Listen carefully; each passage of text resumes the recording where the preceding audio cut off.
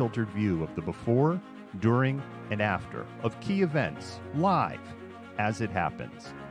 To defend the First Amendment using our rights of a free press.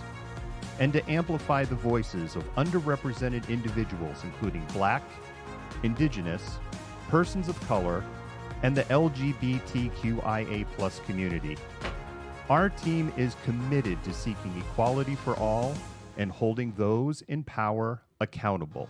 The easiest way to support Malcontent News is to bookmark our website at malcontentnews.com, like and follow us on Facebook, subscribe to us on YouTube, and follow us on Twitter, Periscope, Twitch, Instagram, and in the Google News app. To provide financial support, you can become a patron, make a one-time donation through Venmo, or link your Twitch account to your Amazon Prime account and use your free subscription to subscribe to Malcontent News. Thank you for supporting independent journalism and for being a malcontent.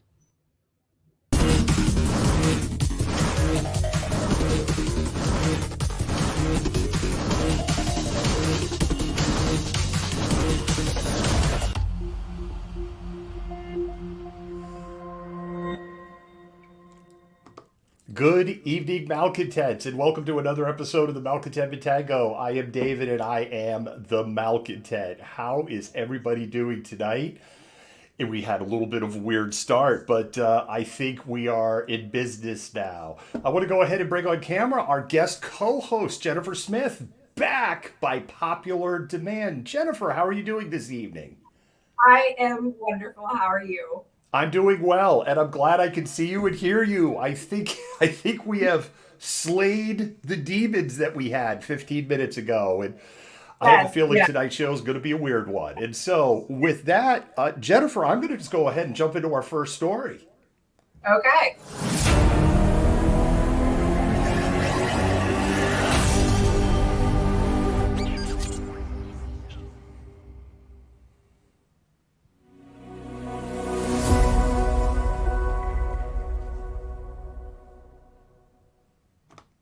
Jennifer, have you looked outside? I did. I was actually just out there for a moment. It's snowing. Yes, it is. I mean, what is up with this? I have no idea. My 14-year-old is like, Mom, do you know what it means? It's going to snow. I was like, no, it's actually already snowing. But yeah, a lot of enthusiasm about the snow. So newer malcontents or people that are newer to the stream may not know that originally this page started in forecasting the weather and for hyper local forecasts that were super accurate for the Kirkland, Bellevue, Woodinville, Bothell area. You know, this morning I was saying, Jennifer, like, stop asking, it's not going to snow, because the weather models I trust were showing that. And then everything changed in the weather models at about 2 this afternoon. Oh, wow. Okay. Yeah, I remember the messages this morning about you're like, no, it's not going to snow. So. Yeah, so what we're having is actually a very similar setup weather-wise to what we had here on November 27, 2006 and November 19, 2003. Oh. And we've had a convergence zone, a very strong one, set up. The temperature at our weather station here dropped 20 degrees in an hour, dropped 23 degrees in 90 minutes. It's 33 degrees in snow right now outside the window. For most of the area, 1 to 3 inches of kind of some wet, slushy stuff. The closer you are to the water, the closer you are to hot spots like inside Seattle or downtown Bellevue, not so much. If I get really hyper local people that are kind of like Houghton Highlands, Finn Hill, if you're national audience, don't worry about it. And the other thing is, national audience, just so you understand, people here lose their shit when it snows. Yes, they do. And I have lived here for 20 years. I originally grew up in Boston, and it's pretty comical to me how people do lose their shit when it snows. That is why, and Jennifer can back me up, that's the number one story tonight. Yes. People do not handle the snow well here. So it's pretty to look at, but they don't want to do stuff in it. You know something else that people don't handle very well, Jennifer? What's that? people don't handle very well some people being told that they need to wear a mask. Things got a little sideways in Oregon today. Yes, it did. Yes, it did. You wanna talk about that for a minute? So it's my understanding there was some kind of meeting relative to the COVID vaccine and COVID relief. And so a bunch of, what the AP considers right wing groups like You can call them Patriot chuds. It's okay. Buds actually went to this meeting and protested. They were chanting things like in the video, like "We want our rights, USA, USA." I'm not sure exactly what rights they're after, but you can talk a little bit more about the confrontation. Yeah, so my understanding is there were two arrests officially over a 6 hour protest. Windows were broken, fence was torn down, police officers were bear maced, protesters had to be pushed out of the Capitol building. Salem police declared an unlawful assembly multiple times. But you know what's real fascinating to me? You know, the batons and the tear gas and the rubber bullets and the mass OC spray and the flashbang grenades, they never came out, Jennifer. Yeah, yeah. My favorite part is the part we were discussing pre-show about their willingness to join Antifa and defund the police. Yes, there were people there that were saying that they support now defunding the police and that they should quit their jobs, and were making threats to police officers. And we've observed this right before you joined us in the show, like maybe the week or two before. And something that we've started observing is Blue Lives Matter and Thin Blue Line right up until it doesn't matter anymore. Mm-hmm. Yep. Yep. What's particularly interesting to me too is that there were reports of protesters bringing like children and dogs to the protest as well.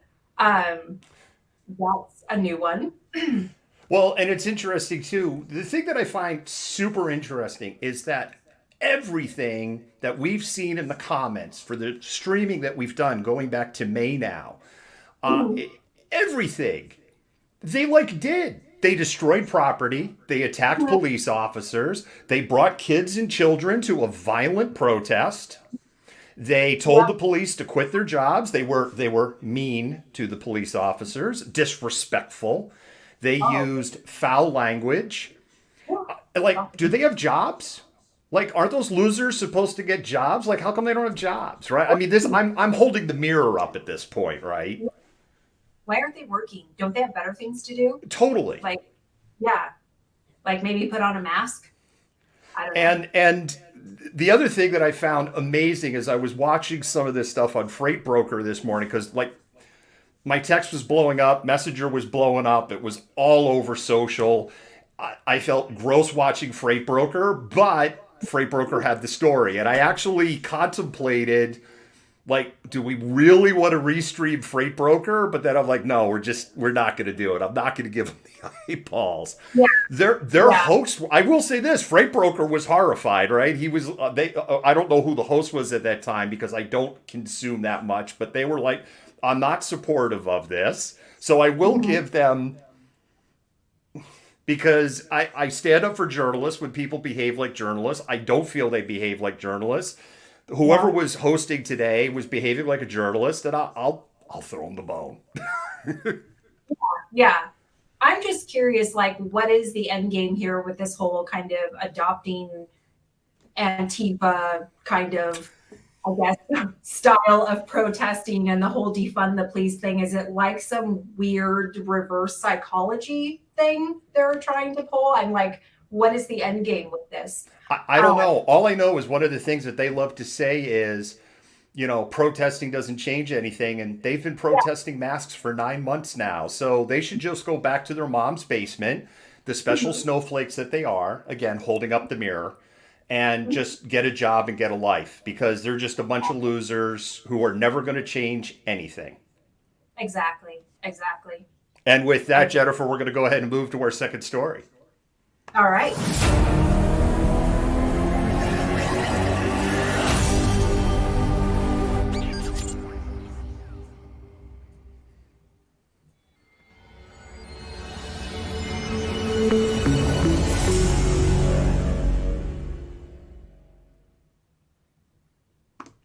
I say it's our second story. I guess in a weird way, it's kind of our third story or our first story, however you're keeping count here. So on Sunday, well, let's back up. On Friday, there was a sweep of Cal Anderson Park of the unhomed that resulted in 24 arrests and less than 20 people actually finding a bed for Friday night. That's according to Fox Q13. 51 people were referred. I actually had a conversation with Matt Markovich over at Como this afternoon. And I know some people, there's probably some people right now, because I even just said that, so I'm never watching him again. Matt's a good guy. And Matt is really like a voice in the wilderness trying to tell the stories within the guardrails of what ABC and Sinclair will do, will give them. And Matt and I were not talking about secret Antifa things for all of the conspiracy theorists out there. But one of the things that he did explain to me, and that's why I'm telling you the source and passing this along, is there is no follow-up with the city of Seattle. When they give a referral, what he explained to me was the referral does mean that in theory, that resource is available. So say if they give someone a hotel room voucher, that does mean that there's a hotel room waiting for them, say at the Red Lion in Renton. But of course, that may be problematic because Renton, there's a number of people in there that had jobs and worked in that area. So it may be impossible to go. There's no follow-up on if they actually went to the hotel and cashed in their voucher. So I say that 20 people found beds, but we don't even know if that's the answer. Yeah. So Saturday, according to Como, which is why I pulled Como up again, Cal Anderson Park, which is closed, was full on Saturday.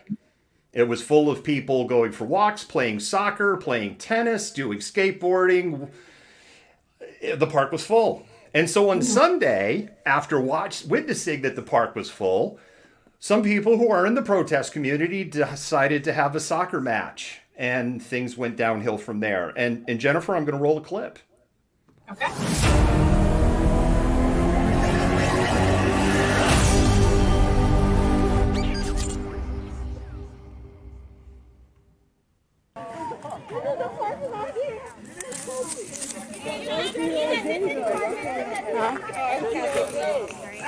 I think I got it now.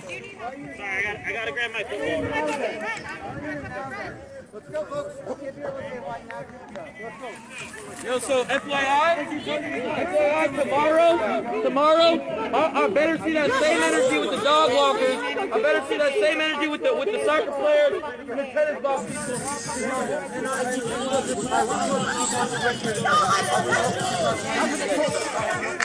Like I said, I want to see that same energy tomorrow with all these other people. I want to see y'all clearing them out as well. Everybody to leave the park. That's all we can do. All I can do is I have to call 911 if I see some people walking the It dog. seems a little weird that it didn't happen until now. So we don't start until 3. So I mean, so nobody came out here all day. Is what you're telling me?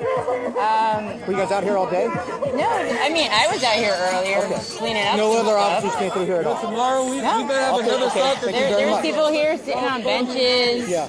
Okay. No, I appreciate Definitely that stuff happening. because somebody else was supposed to walk through and make sure everybody knew that the park was Yeah, closed. they were just going business as usual. pretty much. Okay. Well, I want to make sure that the message is consistent for everybody. The park is closed. Yeah. So, and that's what we were told that the park is closed. Okay. So, thank you very much for telling me that. I'll address that. And Yeah, I just don't want it to seem slanted is all. No, and we started up there. We figured we'd give everybody a chance so everybody knew we were walking through that way, get people to go. Because again, the Parks Department has asked that we keep it closed so they can come in and work. So they don't want to have a bunch of people at the same time. You know, they don't want to have to deal with a bunch of people. But the Parks Department does. But the Parks Department doesn't work on. And so, at the end of that clip, we see them start to move in. A Malcontent shared that video with her. We gave her credit at the start of the video, and we appreciate that. What happens next? And the thing is, we're very respectful of people's intellectual property. And so if we don't have permission or if we can't secure permission, we're not going to use it unless it's a fair use, like these little 7 or 10 second little clips. So what happens next is Seattle Police's version of the story is that the individual you see getting tackled spit on an SPD officer. And then 6 other people tried to de-arrest that person, hence why there were 7 total arrests. None of it, interestingly, for assault or anything like that. It's trespassing. Additionally, there are multiple streamers and also people just from the neighborhood that kind of like, whoa, there's something going on, and descended in on there. And the story doesn't add up. One of the things that was captured by an individual is an SPD officer grabs a person who is clearly not de-arresting anybody. They're actually stepping back as being told, but apparently not moving fast enough for an officer behind them. So the officer comes in behind, grabs their hood, and just violently pulls them down on the ground. There's another individual who gets shoved to the ground, and that person hits their head on a pole. And that person lays on the ground for 15 minutes before ambulances come up, completely unresponsive, is taken away unresponsive. But SPD on their blotter says that the 26-year-old individual in question there was having a unrelated medical emergency, even though that's not the exact words, but that's how they position it. Even though the video doesn't support that at all. And the worst part of all of this is after everybody was gone by 6:30, the soccer players and the dog walkers were right back on the field. Yeah. I had seen pictures all weekend of Cal Anderson with multiple people out there doing different things. And no, complaints about trespassing or other incidences. So it's particularly interesting that, they just happen to arrive and there happen to be these trespassing complaints when there's this quote unquote Antifa soccer game going on, because apparently soccer is the Antifa sport now. So they need t-shirts. I think soccer is a gateway drug to socialism, Jennifer. Yeah. I'm pretty convinced of this. Parents, keep your kids from soccer. So yeah, and that's particularly interesting. But this whole unrelated medical event, when there's clearly, something that occurred as a result of this person being shoved, it really doesn't add up. We're back again to this whole use of force issue. And why are people being, accused of attempting to de-arrest someone, but only being charged with trespassing? That also is, extremely suspect. So it just feels a lot like targeting at this particular moment. It really does feel like targeting. And you know what's interesting too, Jennifer? This is the 3rd person involved in an SPD action that had an unrelated medical emergency while arrests were going on all over the place.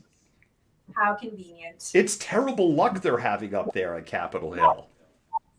I mean, awful luck. We'll file that under things that make you go, Yeah, definitely. A lot of unrelated medical events. And we'll continue to monitor the situation up at Cal Anderson. I know that they were planning to have another Antifa soccer match tonight at 6:00, but I also did see that it turned into a probably when it started like just pouring buckets of rain. Yes. And I'll be very curious to know if they went out there in the snow and had some soccer in the snow, because honestly, that kind of sounds fun. Yeah. The Antifa sanctioned sport now in the snow. Looking forward to the finals. So you've heard it here, Chuds. You can't be soccer fans anymore. Antifa has co-opted it for you. And with that, we're going to go ahead and move to story number 3.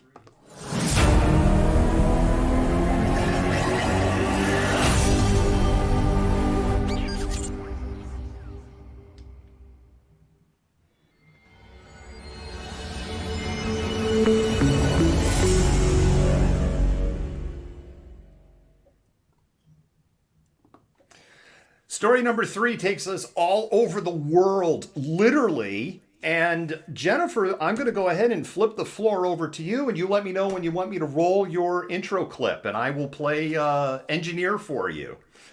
Go ahead and roll it. All right, we're going to roll the intro clip. 18 million people in England and all 3 million who live in Wales have seen extra COVID restrictions come into force today. as ministers said a new variant of coronavirus is out of control. Ian, I guess the biggest question is, what do we know about this new strain? Cut off from much of Europe, chaos at major ports. Britain has been effectively quarantined by its neighbours. We in the UK fully understand the anxieties of our friends about COVID, their anxieties about the new variant. Several countries have banned flights from South Africa over the discovery of a new variant of the coronavirus. Boris Johnson says that a new strain of the coronavirus that had been previously identified is spreading faster than anticipated. So, for example, authorities say that this new variant accounts for around 50% of new infections in the London area.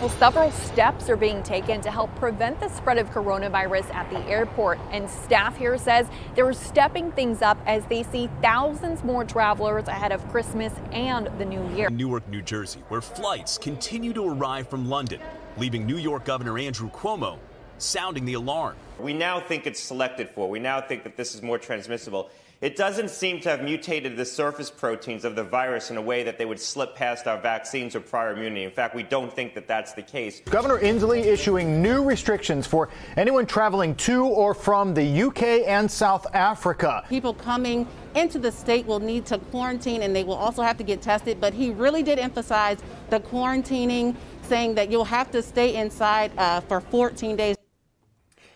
So before we transition to what a complete shit show this situation is, if you like the moderating and you like independent journalism, here's something that you could do. Our mods, admins, editors, they are all paid in hearts. Nobody's making money doing this. And if you're watching on Periscope, Twitter, or Facebook, spam those hearts. Let those mods and admins and editors and researchers know you love what they're doing and the job that you're doing.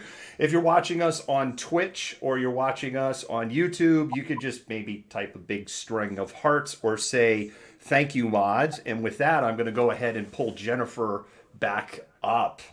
What a mess, Jennifer. What a mess. So in the lead up to the 2020 grand finale, we now have like a mutating virus. And while virus mutation is normal, because it's 2020, everything feels a bit more like we're living in a sci-fi movie. So we've recently got these new strains or mutations of COVID-19 that were announced in both the UK and South Africa, right?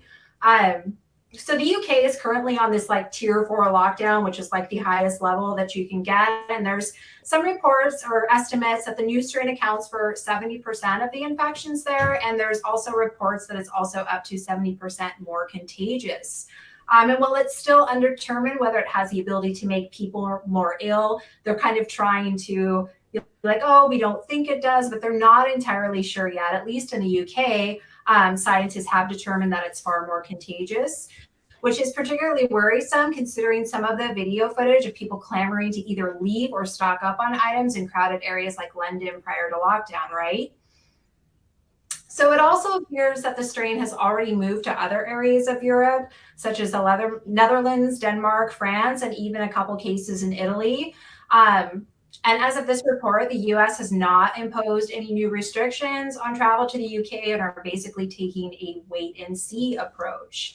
And this is, as we discussed this morning, the TSA travel numbers estimate that holiday travel now is on par to meet and or exceed Thanksgiving numbers. And as of this afternoon, TSA estimates the number of travelers at about 1.1 million, which is down significantly from last year, but it's still a lot of people traveling with a lot of opportunity to become infected with this new mutated form of COVID, right? But unlike the UK strain, if we're talking about South Africa's newest mutation, according to reports by ABC and others, it appears to result in increased health issues, especially in younger, otherwise healthy individuals. And so Professor Salim Abdul Karim, the chairman of South African Government Minister Advisory Committee, noted this new strain is essentially dominating in South Africa in their COVID resurgence and appears to be spreading much faster, just like the UK strain. There's a few really worrisome things about the UK strain in particular, especially because in the early outbreak of the pandemic, studies suggested that the large-scale outbreak in places like New York and other parts of the East Coast were more likely related to the strains in Europe than in China. And as New York's Governor Andrew Cuomo noted, there are still like multiple flights a day coming in and going out to and from the UK. And finally, as a report from CNBC earlier today explained, the airport COVID screening implemented by the White House Coronavirus Task Force proved largely ineffective as it actually resulted in more infections among workers and really failed to catch sick passengers. So as of this report, we have nearly 40 countries that have either implemented or are implementing restrictions, and Governor Inslee announced earlier today that people traveling to and from these countries should quarantine for 14 days, but it's unclear how this is going to be regulated. The good news as of now is that researchers don't think that these new strains will be immune to the vaccine. Virus mutations like this are normal. Scientists, however, worry about mutations that transform specific proteins in response to vaccines, antibiotics, and other kinds of medical therapies that essentially make them immune to these treatments. So we are not there yet, but this is a really good reminder of why you should stay home this holiday season and wear a mask. It's really in sharp contrast to a place like the Cayman Islands, right? Where if you show up at the Cayman Islands, they apparently put an ankle bracelet on you to make sure that you actually keep your happy ass quarantined for 14 days. As a 18-year-old North Carolina young woman found out. I believe North Carolina. Am I correct on the state there? I believe that she is from North Carolina. I was reading something earlier today that she's appealing her 4-month sentence to Donald Trump. But I hope she serves it. I hope she serves it too. And the South African one, the South African variant is definitely more concerning they both have different concerning issues, right? The UK version, 50% of the new cases in London now are this British UK version. So it has really exploded very quickly there. But as you pointed out in your research, the South African variant seems to be targeting younger adults and making them a lot sicker. And it is also very contagious. Yes. And that's the big thing. You know, a lot of times COVID is maybe downplayed a little bit by some sources because it tends to really dramatically impact older people. But that's not necessarily the case. And as the South Africa cases demonstrate, it's really making younger, healthy people with otherwise no issues dramatically sicker and increasing hospitalizations and actually death among this age group. Well, I really appreciate your report. I mean, my view is something I looked up. There are going to be 13 direct flights this week between Heathrow Airport and Seattle, and there is no effort to cancel any of those flights. And in my experience, I haven't traveled internationally since February, but all reports that I've read, people continue to just go through standard screening when they come into the country. We're not taking people that are flying in, say, from the UK or South Africa and going, okay, we need to keep you in this group all together, and we're going to single you out for more intensive screening. Yeah, and what's particularly interesting to me is, you can impose these, quarantine recommendations, but if you're not doing anything to enforce them, or how are they going to regulate it? Are they going to follow up and ensure people are doing these things? Because otherwise, I mean, who's to say that people are actually going to follow these recommendations and quarantine for the 14 days or, whatever. So it's such a mess right now. And we were talking a little bit earlier about the story on the website about, the vaccine issues and the decreases in Washington state and why that was happening. And so that's a good time to talk about that a little bit. Yeah, we got a hold of a memo at Malcontent News from the state of Washington and basically what the memo says, because Governor Inslee has been talking to multiple people trying to figure out why the allocation for vaccine was cut 40% for the state of Washington. King County not getting a single dose of the Pfizer vaccine this week shipped in.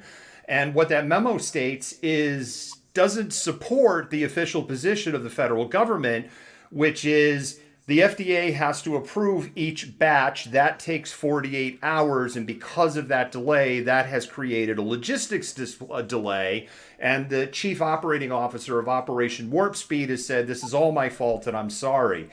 What the memo says is there are concerns about there just being enough doses in general, and they are essentially sandbagging. They're holding back doses because you brought this up last week. What happens if there isn't enough doses at that 28-day window for the second shots? And that's what the memo says on why they are holding them back. We have that up on malcontentnews.com. Yeah, and that's again, that's a big concern is, getting people to, take that first vaccine, which is already half of the country doesn't want to do. And then, getting people to follow up 20 days later, provided you have the supply of the vaccine, and then an additional 14 days to develop the immunity antibodies. So this is great news that we have a vaccine, but we still have a very long road ahead, which is why people need to wear their masks. Yes, absolutely. And continue to social distance, and stores should be maintaining their 25% occupancy, something I did not witness today when I went to Trader Joe's in Kirkland.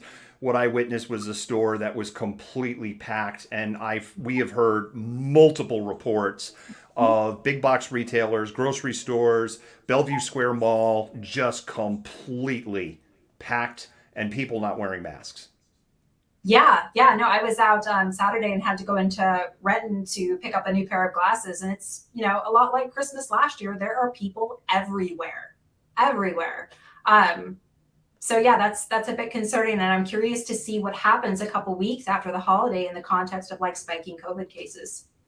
The last thing I'll close in those clips that you prepared for us, that opening clip, it's like watching 28 Days Later or something, right? She's just so British and matter of fact in the BBC report.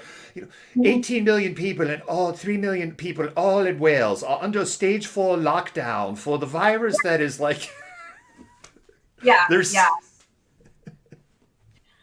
was like a dystopian novel or something watching that. Well, 2020 in its entirety feels a little bit dystopian. So, I guess it kind of goes with the theme of the year. One bit of good news about 2020. Today is the shortest day of the year. We get more daylight as of tomorrow. And by the way, Jennifer, if you look up in the sky, you will see the conjunction of Jupiter and Saturn. Well, actually, you won't. You'll just get a face full of snowflakes tonight. Yes, I know. I've been excited about that, but yeah, definitely not something you're going to be able to see this evening. There's also a meteor shower tonight that we can't see, is what I understand. So with that, I'm going to go ahead and roll our first commercial for the evening. Black Coffee is a hub for communities and a hub for meeting people, making friends, and understanding. What Black Coffee is to me is a place to actually call home, a place where Black youth will feel welcomed, where Black families will come and feel like they're at home. What we're trying to build is more than just coffee. Community is something that we do naturally. We know who's in the community, we know what the deficits are, and we're trying to fix that. We want to bring people together. My hope is that the phrase grounded in excellence shows up everywhere and that it becomes a movement. I'm looking forward to hanging out at Black Coffee with my friends and feeling safe.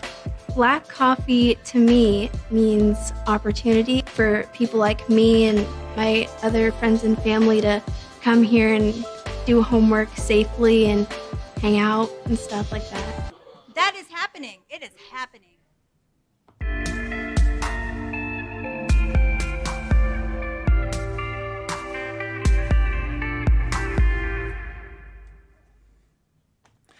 Want to do a big shout out to our patrons. We did the quick roll. I know that we've added some patrons. You weren't added on. We will get you on for Thursday's Christmas Eve show. And yes, we are going to have a show on Christmas Eve. We're going to talk about that a little later. The editorial board, we all discussed it and we're like, yeah, like everyone should be trapped in their houses anyway. So why not? We are going to try to keep it happy as long as the news cycle can give us happy. And with that, I think we're just going to go ahead and jump into story number 4.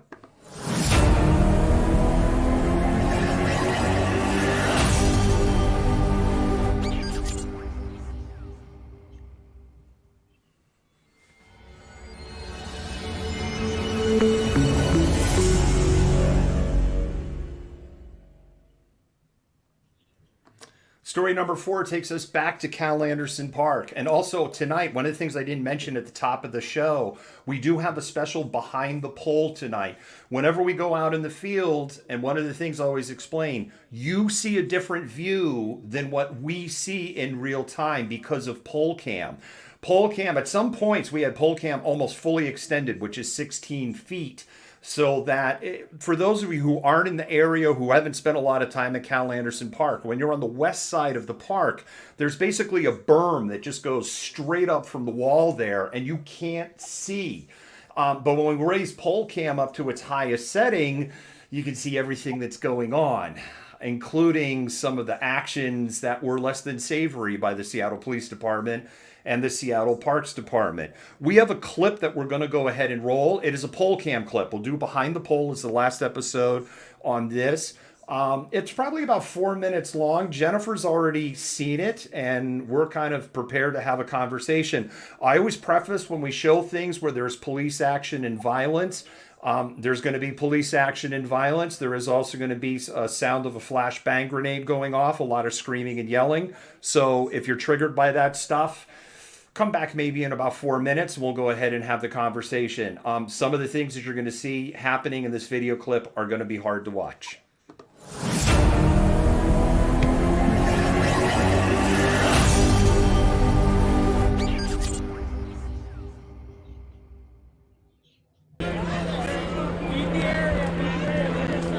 You're all afraid of the community, motherfuckers. On the sidewalk, leave the area. It's our fucking neighborhood. What do you mean leave the area? On what law? Leave the fucking street? I want you to humiliate me. SPD has started breaking down the mutual aid station. SPD is breaking down the mutual aid station, and more officers in riot gear are showing up at this point.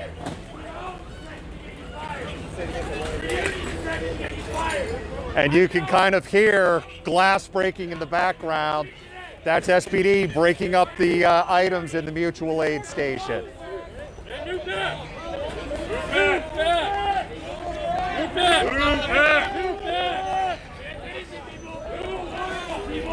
in crisis. Who need help? Who need your help?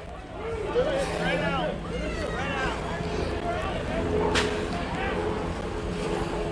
SWAT vehicle is here. Bearcat is here. You're all afraid of the community, motherfuckers. On the sidewalk, leave the area. It's our fucking neighborhood. What do you mean leave the area? On what law? Leave the fucking street?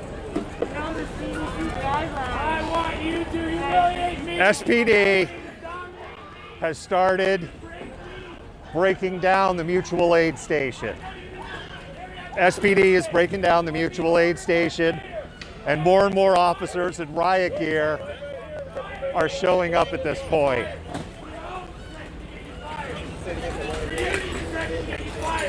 And you can kind of hear glass breaking in the background.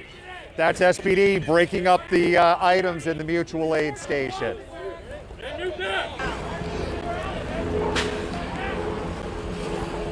SWAT vehicle is here. Bearcat is here. There has been no riot declaration. There's been no unlawful assembly declaration. And from the 810 TRO, the 810 TRO issued by the federal court says that bona fide press has the right to report on the news.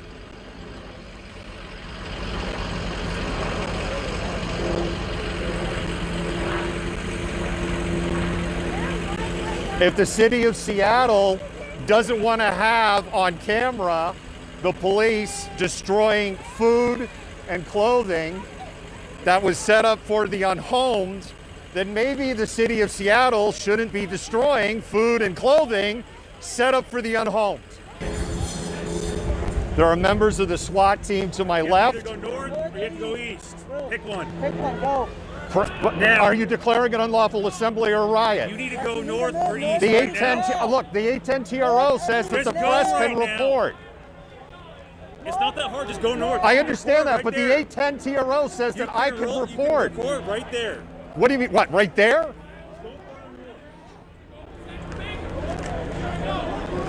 There you go. We went farther north.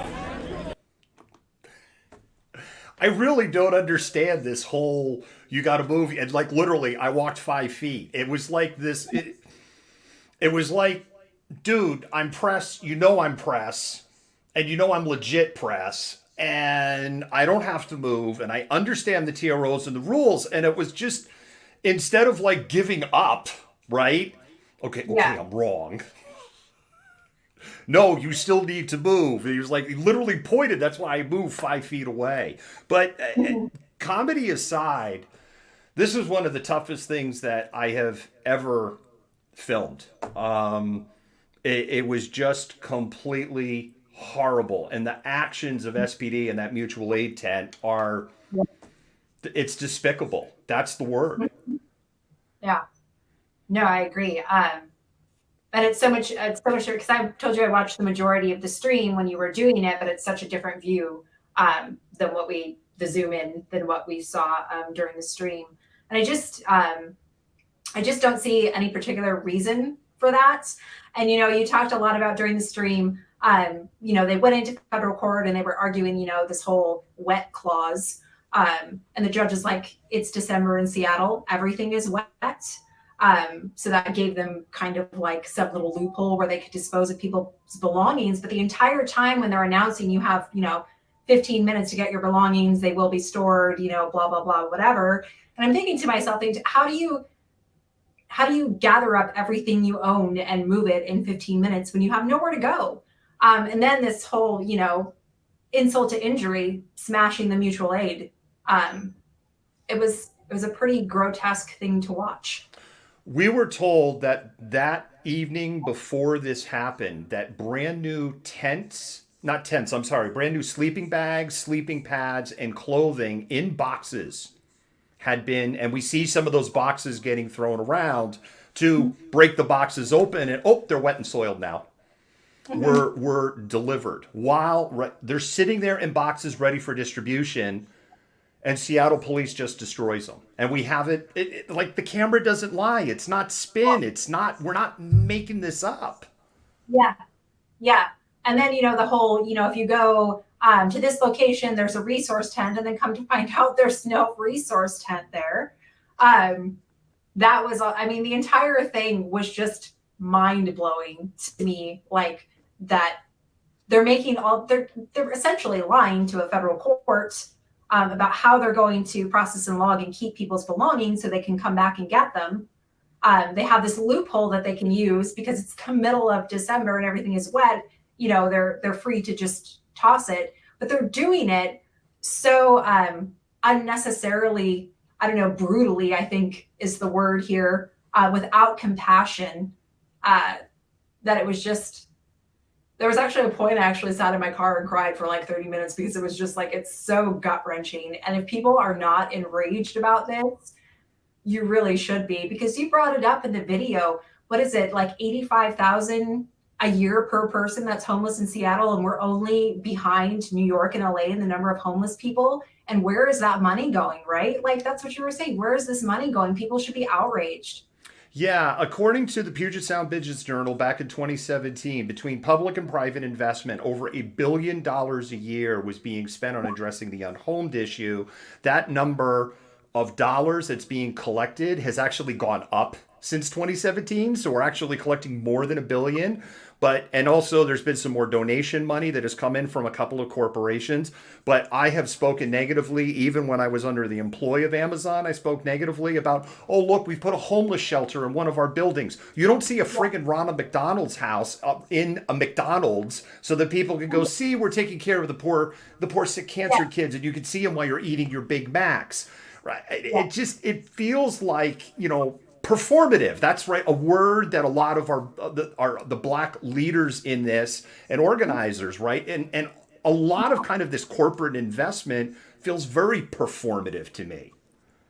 Yeah, absolutely. And in the longer history of Seattle, this is all in Seattle. You look back at the 1909 Alaska Yukon expedition, like Seattle's always had these ambitions to draw in these big investors and become, this like hub, this, global spot that attracted people. And now over the years, they've accomplished this, but look at the cost. You have widespread gentrification, massive numbers of, unhomed people. This is a result of all of that. So they only have themselves to blame. And the fact that one of those Seattle Council people and the mayor who ordered this and fought for this could show up and witness what they've done is disgusting. It's completely disgusting. And again, as people who are longtime watchers with me, I will throw a bone to anyone, right? I threw a bone at friggin' Freight Broker tonight. I'm going to throw a bone to Chief Diaz. At least Chief Diaz was there to witness. And now we know where Chief Diaz stands on this because he was there to bear witness at the horrors that were going on in the name of public safety. Yeah, absolutely. I mean, it's heartbreaking to think that, Seattle often likes to portray itself as, compassionate, progressive, all of these things. But then you have the police and the Seattle City Council sanctioning things like this, which are nothing short of cruelty. And people should be absolutely outraged. I don't care what side of the political divide you're on. I don't care. You should be outraged at, one, how these people are treated, two, how much money is being spent to address this issue and it's not being addressed. There's just so many things that I could go on about, but I won't because we're on a time limit. We have more stuff to talk about. Yes.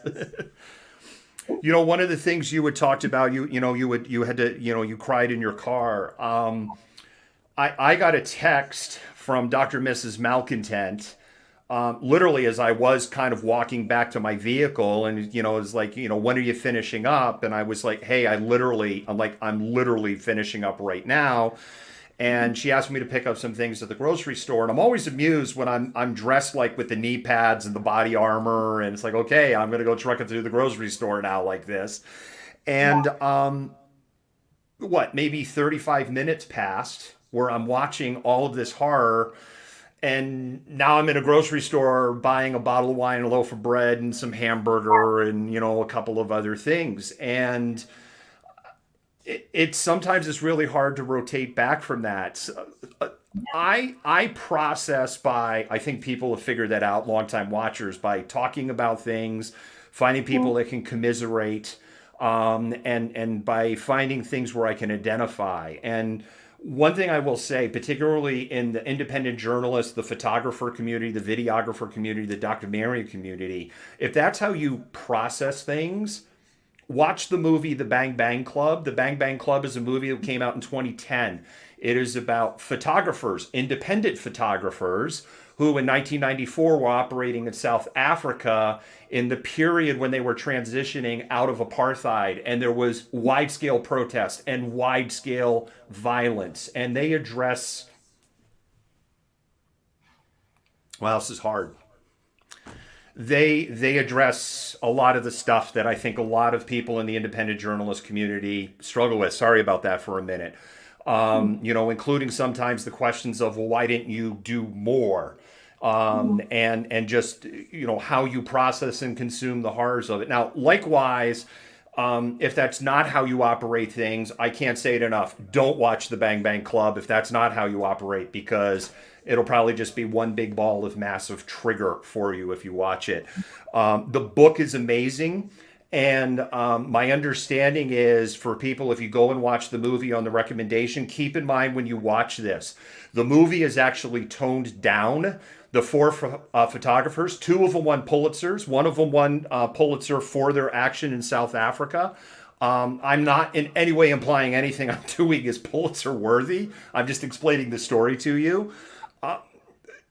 But let's see, where was I going that for? Oh, the stuff that they show in the movie, they've actually toned it down, because what they actually did in real life as far as risk-taking and going into these dangerous situations, They basically, Hollywood basically said, no one's going to believe you were this absolutely crazy. And I know that I have seen streamers who I'm just like, whoa, that is absolutely crazy. And I could say there's a couple of times I've gone back and rewatched stuff afterwards, and I was like, whoa, that was just absolutely crazy. And with that, I know the mods have been asking me to talk about this because I've seen it in the comments. So we're going to roll this for a minute.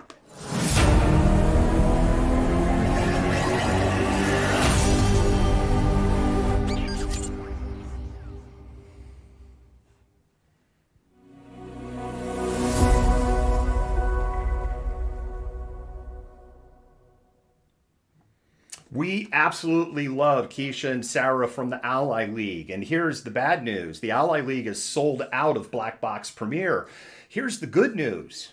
You can still get one even though they're sold out. That's part one. And part two, they're going to have more starting at the beginning of the year. Now, the way that you can get one is through, I don't want to say a raffle, but a promotion that we're doing. I mean, because we're not really doing a raffle. If you become a patron, if you go to Patreon, you look for the Malcontent. One of the, it's this way. one of the admins will put it over in the chat feed, and I believe this will appear in all of the chats for the link. If you become a patron, you will get entered into the drawing. Now, seems like there was a little bit of confusion when we talked about this on Thursday, and I want to clarify it. If you sign up to be a patron in December, patron doesn't take your money in December. You don't actually become a patron until January. That's okay. You're still in. I want to make that really clear. You are still in. And the way that it works is for each $5 level for the subscription that you go in at, you get a ticket. And we're going to do the drawing live here on January 4th to pick our winner of a black box from Ally League. So if you just become a $5 a month patron, $5 a month. That helps bring us independent journalism. It helps get us maybe some little better tech. Not that we have bad tech, but it would be nice maybe not to have all the gremlins that we have. And it helps us get safety equipment, and it helps us get to places. Like, for instance, I had a person ask today on the Facebook page, why aren't we in Salem, Oregon? We would have loved to be in Salem, Oregon, but that's gas money and a hotel room, right? Because Salem, Oregon, and then back to here, and they need a computer to edit on the spot so they could send a video up to us so that we could put the video up here on the show. All of this is time and money. It's not free. And so for us to bring that stuff, we need the support from viewers just like you. So if you come in at a $10 level, you get 2 tickets. Now, what if you're going, I'm already a patron. I was a patron back in September or October. That's cool too. Because if, say, you were a patron starting in October at the $20 level, you're going to get 4 tickets for October, 4 tickets for November, 4 tickets for December, and 4 tickets for January. And now some of you might be going, well, but then that means the odds are really crappy for me. It's all a luck of the draw and my meaty little hand when we pull that ticket on the 4th of January. So you could support the Ally League because they did not give us the box. I insisted that we pay for the box. So you can support the Ally League, you can support Black business, and you can support us and have us bring that story. And we love our patrons. And with that, I'm going to roll our patrons and I'm going to roll us over into number 5, Jennifer. Okay.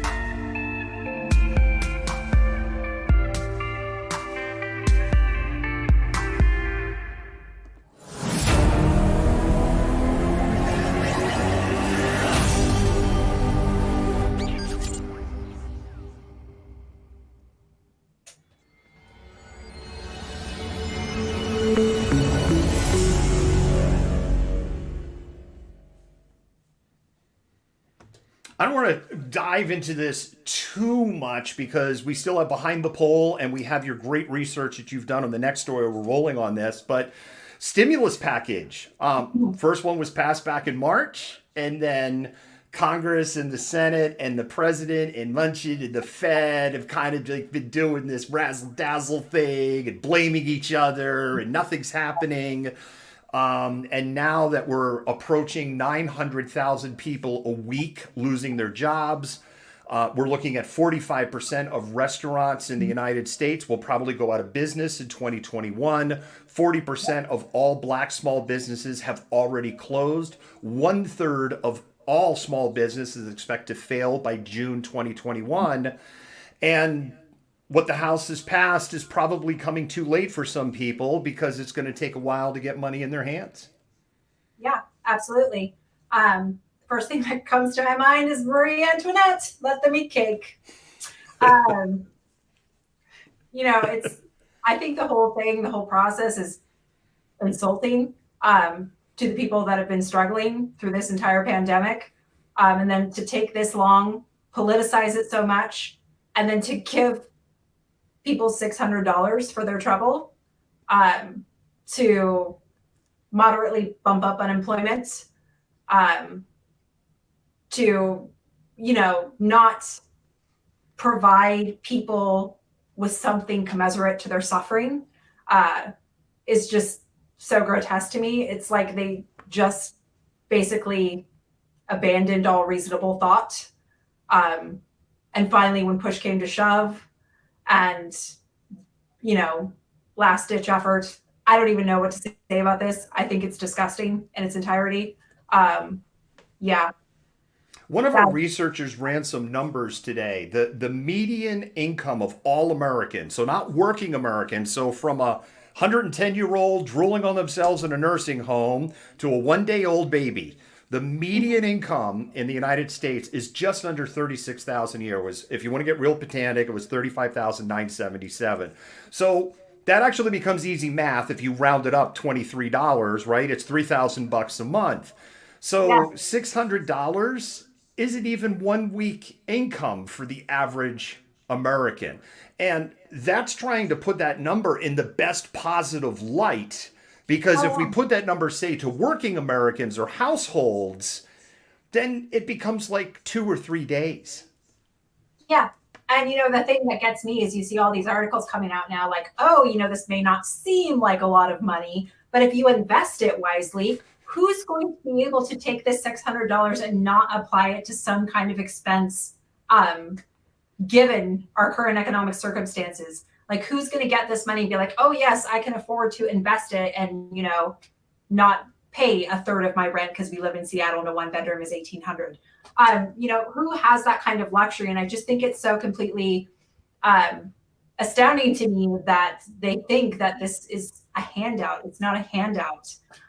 I think the whole process has just been appalling. I think people should feel like $600 at this point is a slap in the face. And we just need to demand better of our politicians.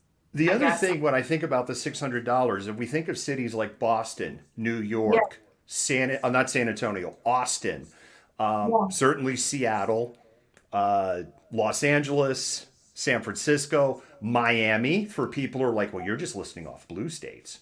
Miami, cost of living in there, like if you're making, because remember, it's $600 if you're making $75,000 a year or less. Then it starts to decline. So here in Seattle, a family of 4 making $72,000 a year is below the poverty level. So I mean, $600 is beyond a slap in the face. It's like 2 middle fingers in the air. Well, basically. I'm a single mom with 2 kids, and I work essentially 2 to 3 jobs all of the time, and still do not meet the recommended amount of money to live comfortably in the Seattle area, like by any means. So $600 to people that have been struggling, irrespective of where they live, who have lost their jobs, who are, this close to losing their homes or their places to live. $600 should feel like 2 giant middle fingers. And it does, I'm sure. You know what $600 can get you, Jennifer? It can get you a round trip plane ticket to Washington, D.C. and 277 cans of very aerodynamic bumblebee tuna. Bumblebee tuna. Very aerodynamic, right? Because, dear leader said, they just flip it. They just wing it. And it really flies. Okay. Because I was reading earlier, it was like 250 cans of soup and around trip ticket to, but 277, that's more. You know, yeah, it gets you about 250 kids. I'm holding up a can of soup. We actually can't see each other, by the way. All we can do is hear each other. But I'm literally holding up a can of soup right now. Soup for my family. You can buy from Seattle a round trip plane ticket and 250 cans of soup. Not that we encourage this kind of behavior on Malcontent News. And with that, was story number 5. We're going to go ahead and bounce out of that. We don't know if the Senate has passed the vote. I think actually while we're rolling the little clip for your number 6, I'll go ahead and look real quick, or one of our mods and admins can let us know. But with that, I'm going to go ahead and bring us in. Oh, actually, you know what? We're going to roll commercial. Okay, cool.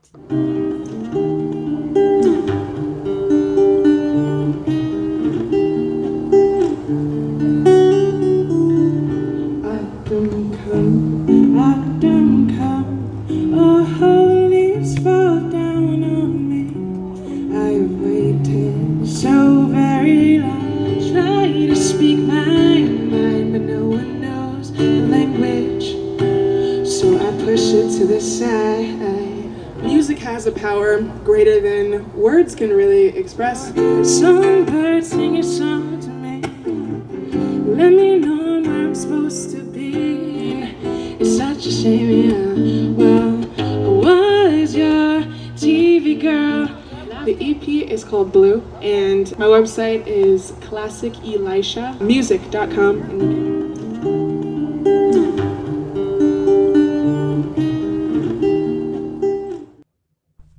Classic Elijah, you can go to our website and you can get either the download or the album. It is a CD. It's $15 if you go there. Plus you get a bonus track. You can also go to iTunes or Bandcamp and you can download there from $13. If you have an iPhone, and we know because we're on the Google News app, and on the Google News app, we can see what platforms people are using the Google News app on. We know a lot of you have iPhones. So if you're an iPhone and you have iTunes, it's just one button push away. The other thing is, hey, Jennifer, let's say hello to Shelly. Shelly is our latest patron. So Shelly has signed up, and we really love our patrons. And thank you for helping us keep us independent. Hi, Shelly. Thank you. And with that, we're going to go ahead and move to story number 6.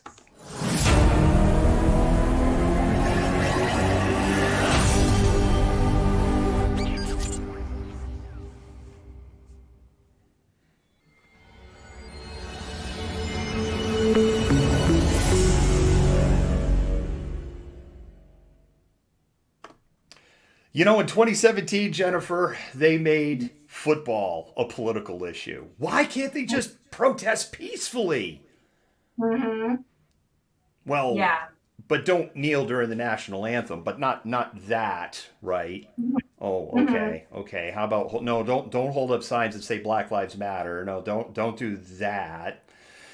And it just seems as though everything in America is getting politicized these days. Yes. Yep. Which is where we stand with Loeffler and Purdue, of course, the Georgia runoff, January 5th. And they are in tightly contested elections, the runoff elections. So do we have a clip, or can I? We have the clip. I could roll that. You could just tell me, roll that clip. We're going to roll the clip. At home games, you'll usually find one of these near your seat. For years, fans have done the tomahawk chop with or without this prop, but some say all of it is offensive. And last fall, the Braves actually choosing not to pass out those red tomahawks and limiting the chop after a Cardinals player said that it's disrespectful to his Cherokee heritage.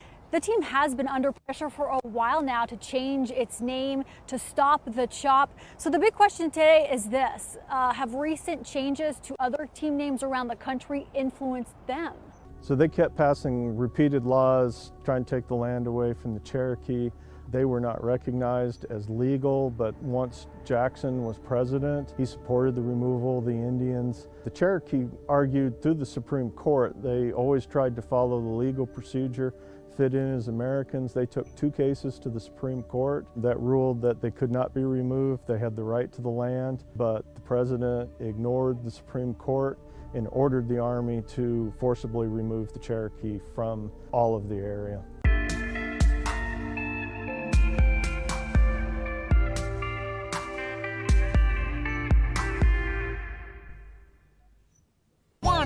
are the Confederate flag boogie boards. They had them last week. Hey, man, maybe we should ask if they got some in the back. Yeah, I'm sure they have trouble keeping them on the shelves. Oh my goodness gracious. That tweet is something else. And the history of the Cherokee is potentially, I would say it is in the top 10 most darkest chapters of U.S. history, going all the way back to 1619. I would even say go even further back to when the Spaniards arrived in the 1500s. So what's particularly interesting about that tweet and this deciding to politicize this, as it comes, in the wake of Cleveland deciding to drop the Indians portion of their name. But Atlanta was not considering dropping the Braves. They were considering doing away with the tomahawk chant. So this is really very much a political issue, and them just trying to politicize to, garner support from part of their base who may be very invested in the Braves name. But with they're federally recognized tribes, which means the federal government has recognized these native nations as sovereign nations in 36 states. This does not include Georgia, where the Braves are. It does not include Illinois, where the Chicago Blackhawks are. It does not include Ohio, where the Indians are, or Maryland, D.C., where the Redskins were. So those states do not have any federally recognized tribes. They have state recognized tribes. And just to be clear, this doesn't necessarily mean that these aren't independent native nations. It just means that they are not federally recognized by the federal government as sovereign nations. So I think it's particularly interesting to point out that the most contentious mascots are in states that don't have these federally recognized sovereign nations. And this isn't the first time, of course, that we've seen politicians or other people try to politicize the mascot issue. Donald Trump has weighed in on it several times, and a 2014 poll showed that 90% of Republicans did not see a reason to support name changes. But if we look back at this tweet and why it's so particularly egregious is Georgia's really dark history with Native peoples, and for them to adamantly oppose it and talk about it in the context of preserving Native heritage is really gross to me. The Cherokee occupied a significant chunk of Georgia along the Appalachians, called the Blue Ridge, where they, lived in from what they for eternity, that been their homelands, that had been where they lived. And so there was gold found in Georgia in 1828 on Cherokee land. And so this is when things start to get hairy. You're going into the Jackson administration. One of his big running issues, Andrew Jackson, was, of course, Indian removal, because at this time they're very much invested in what it means to solve the, quote, Indian problem. So out of this springs three really important court cases from 1830 to 32, Supreme Court cases called the Marshall Trilogy, which did a couple of things.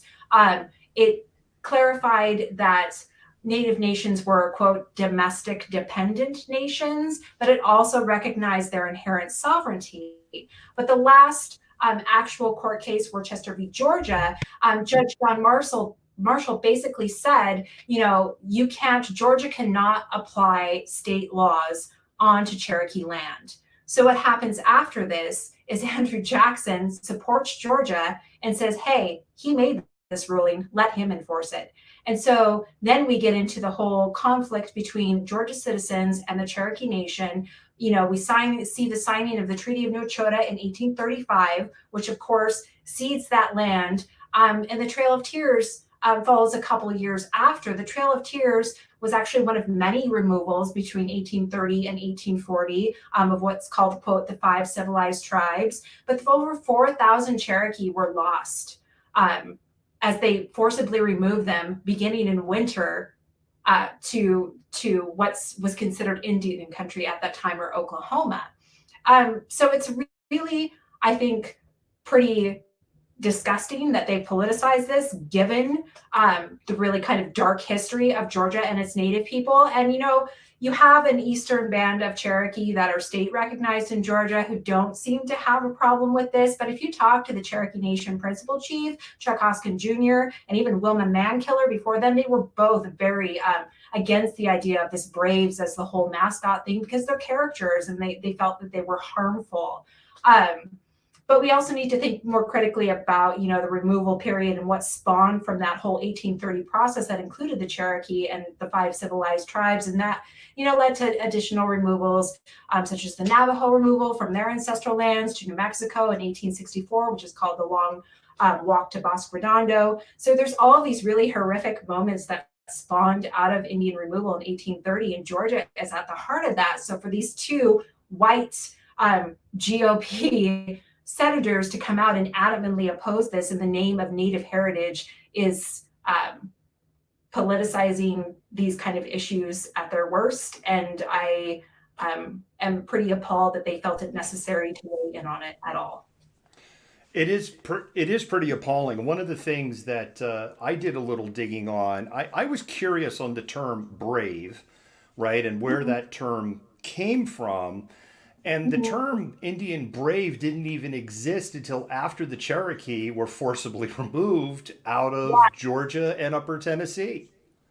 And so here's the thing. We talk a lot about Confederate statues and them not being monuments to the Civil War, but actually, you know, these racist things looking to further white supremacy that, you know, aren't actually built until like the tail end of the 19th and going into the 20th century. This is the same time that these Indian mascots emerged. And as Philip Deloria, who's a Dakota scholar, who's the son of Vine Deloria Jr., actually wrote earlier this year, these mascot names are akin to these Confederate statues because they both play a very similar role. So if we're going to get rid of the Confederate statues, which we should, we need to get rid of these names. And Callie brought up in the comments while you were dropping all this great information and history on us, 54 years is a storied institution? Yeah, exactly. Yeah. And the other thing that you brought up was this wasn't even an issue. Nobody was talking about the name Braves or the tomahawk as the Braves, as their team logo. Mm-hmm. No. They were talking about doing away with the Tomahawk chant potentially, but the Braves have no plans on doing away with the name at this particular moment in time.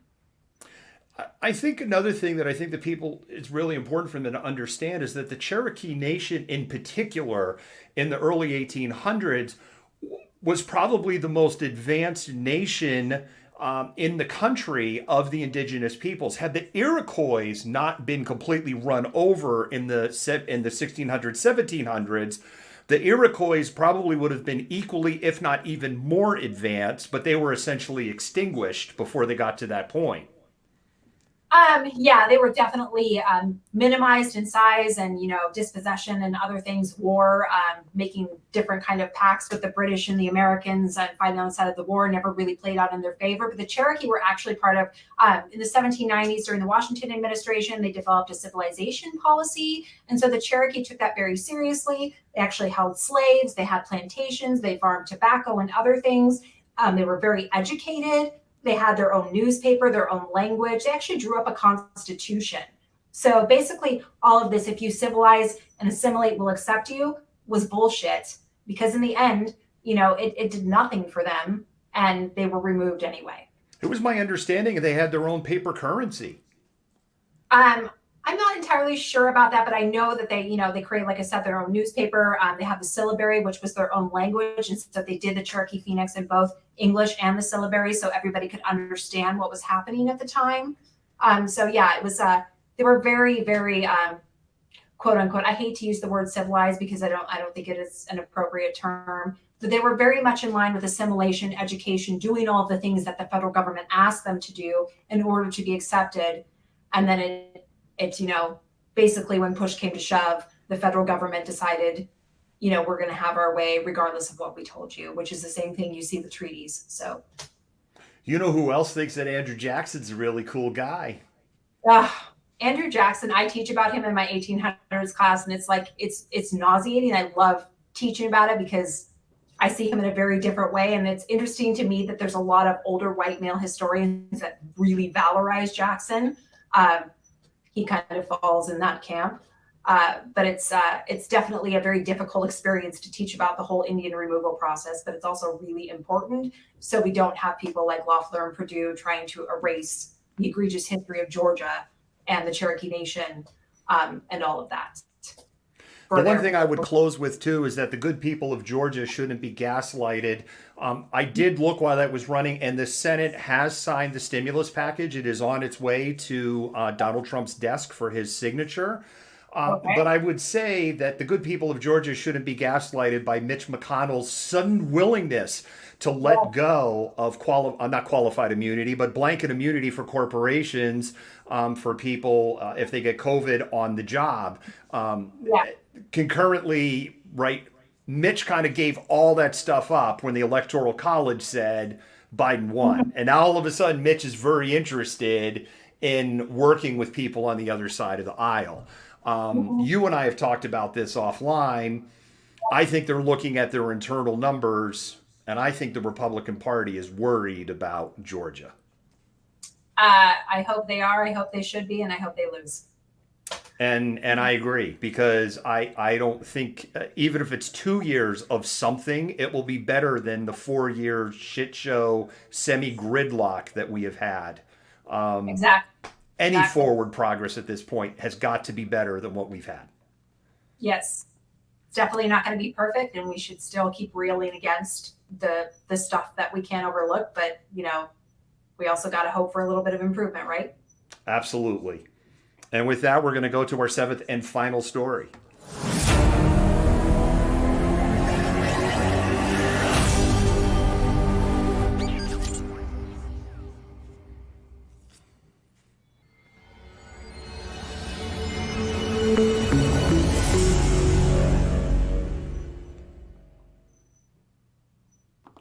So I alluded to this earlier. When we're out in the field and we're using pole cam, the view that I see is very different from the view that everybody else sees. Because what I see is my view at 6 feet tall. Pole cam is towering over my head anywhere from 9 to 16 feet, depending on how long it's extended. Typically, if we're in a moving march or a moving protest, it's under 12 feet because I don't plan to electrocute myself on a power line in a live stream. And to answer the question, yes, I have snagged one power line and I have lived to tell the story. And I want to keep it to snagging one power line. The other thing is even though I have a visual in front of me, that visual that I'm seeing is not in real time. It is actually delayed.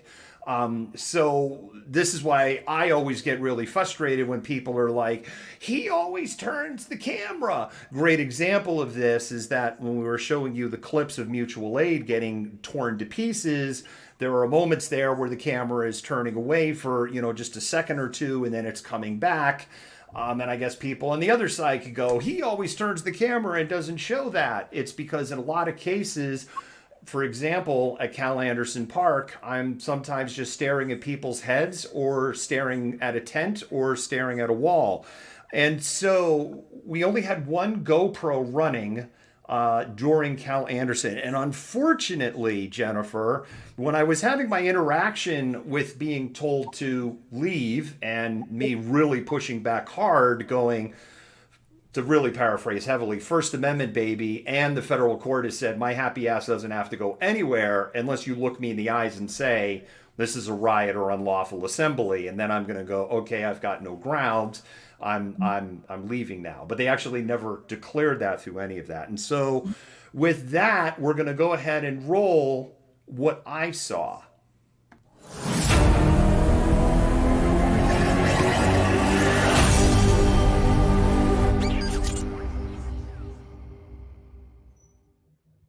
This is Lieutenant Long with the Seattle Police Department.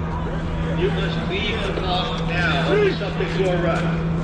Again, this is Lieutenant Long with the Seattle Police Department. You must leave the park now or you're subject to arrest. So SPD is now in the encampment. Oh, sorry. Keep walking.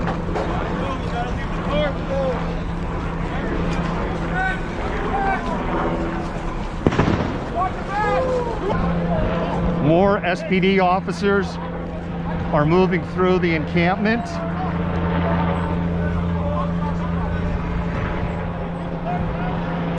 King County helicopter is overhead. There is smell of some burning plastic smell. And there appears to be something that is smoldering.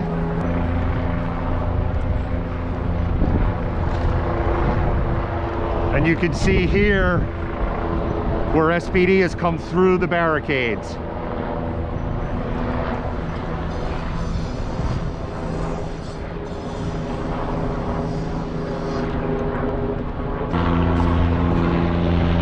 That is King County helicopter that is flying overhead. You can see that there are a couple of officers that are moving around in the encampment.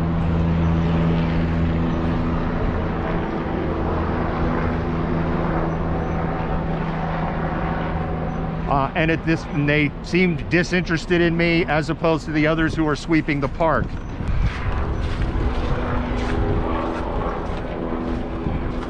So SPD came in and they swept these barricades aside. I'm now kind of standing on the edge of the barricades. It actually appears like I could do a walk through. SPD is coming in now behind, and they're gonna start pushing people out. So what I'm gonna do is I'm gonna exit out this way, and we're gonna walk across. And you know, again, on the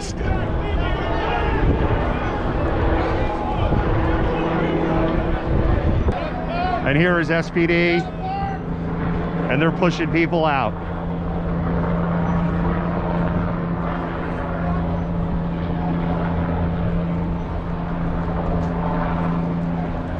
I'm going that way. I'm signaling to SPD that I'm the direction I'm heading and that I'm pointing in the corner that I am leaving the park. I actually can't leave in that direction, so I'm gonna have to leave.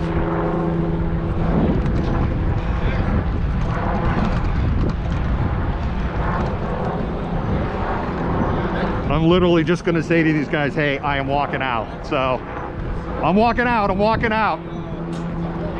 I'm walking out, I'm walking out. I'm walking. I'm keeping going. I'm walking out, guys.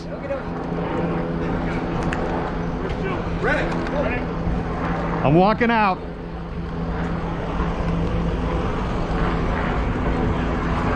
So what they're doing, the SWAT team is going through and searching the shelter house.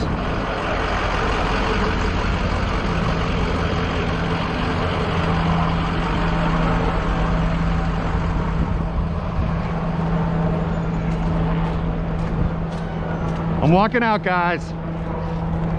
I'm walking out.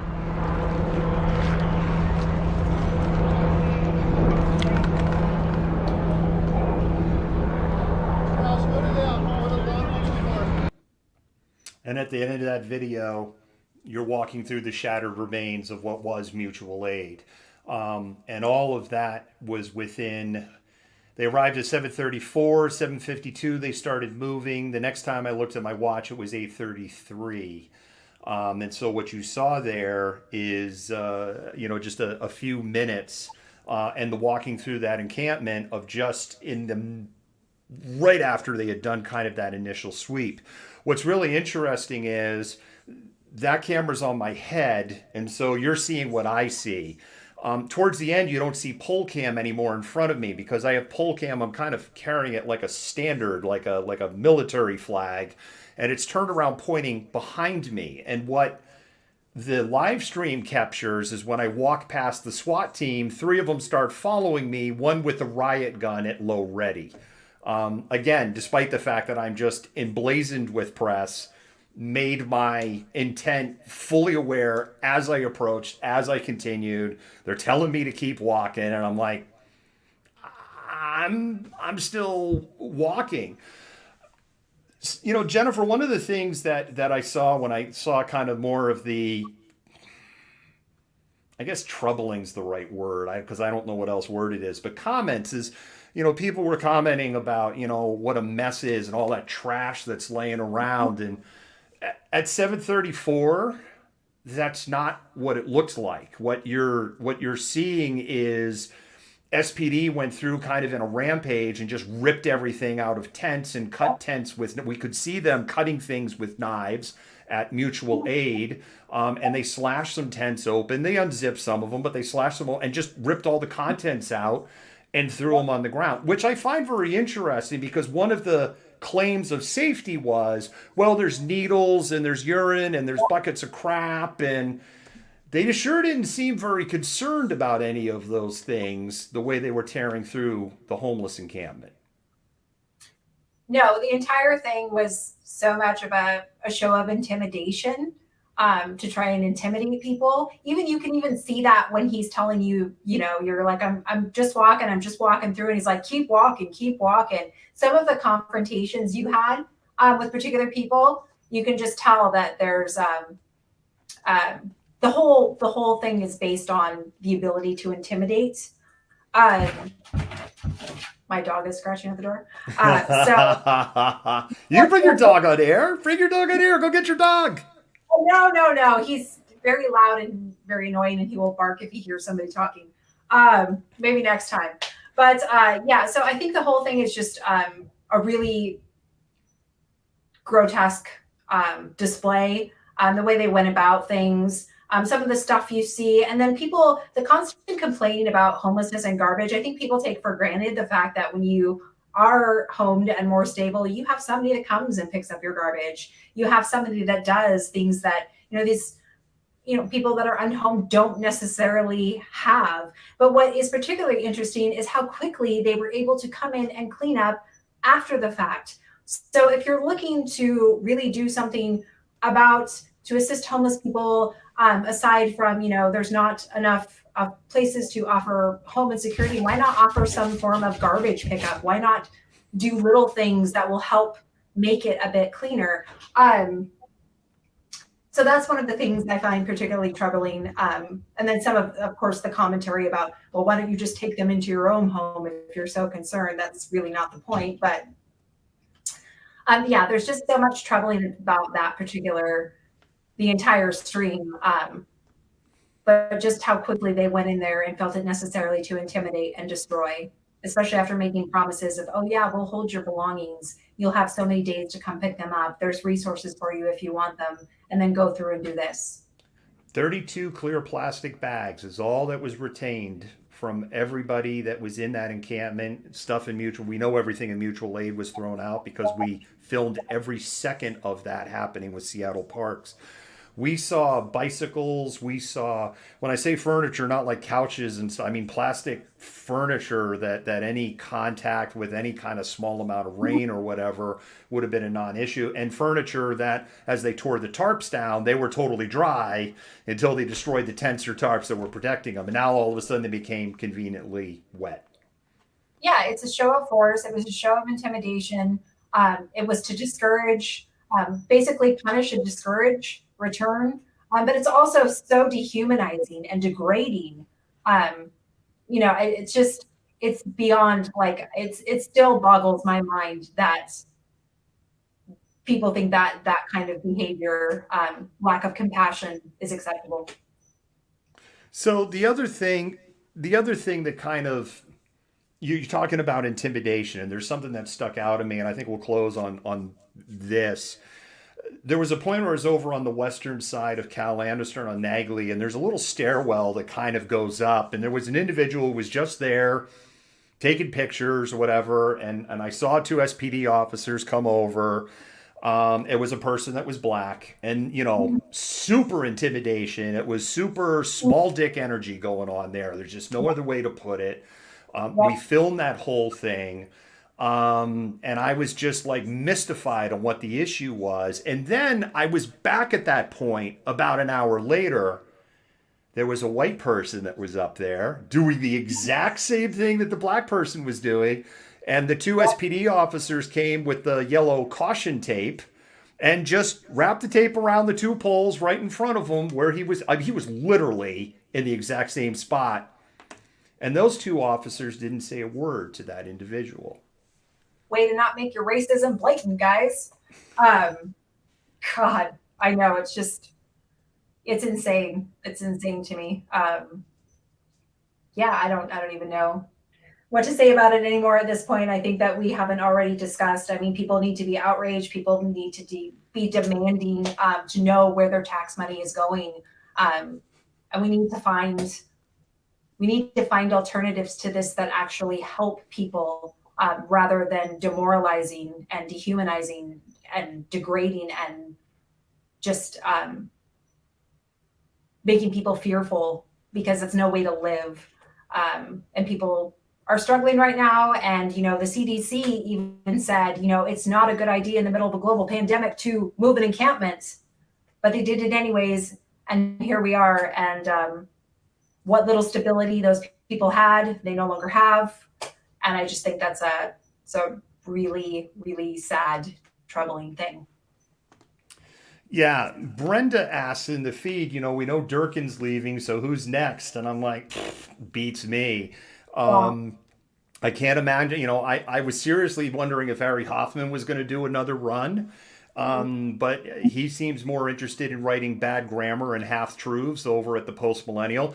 Ari Hoffman, on the subject of half-truths or complete untruths, he had the Twitter up, right, that the Chuds just ate up, that Antifa had taken over all of Cal Anderson Park, and we had shown on Wednesday and on Friday that no, actually it was a very small area of the 7.2 acres that encampment was encompassing. Well, they need a lot of room for the soccer teams, you know, so. I know Andre Taylor is like another name that people have half joked, right? You know, I've heard his name pop up. Of course, Nikita Oliver's name pops up a lot. Yes.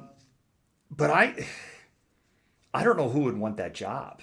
Like anybody who was like, yes, I want to be the mayor of Seattle. I think there's a couple of screws loose in their head at this point.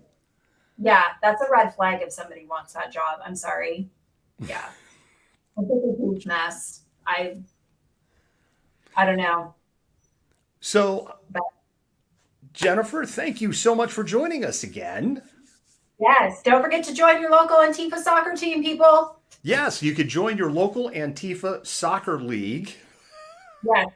They don't play with explosive balls, we promise. I hear there may, however, be batons and pepper spray involved in your matches. I just think it makes it a little more interesting. It gives it kind of this sci-fi dystopian angle to it. Yes, absolutely. If we really go full dystopia, we could start killing the winners like the Aztecs. Oh, man. Don't even get me started. I got a field in Latin America. We can talk about the Aztecs. All right, I'm going to talk a little bit about what's coming up on Christmas Eve. We are going to do a show on Christmas Eve. It won't be at 8 o'clock. We're going to do it earlier. We're kind of debating 6 or 7 o'clock, and we'll kind of figure that out when we get to Christmas Eve. And we'll let everybody know when we get that. We'll probably run a shorter show. It'll probably just be 3 stories because we just want to be respectful of every time.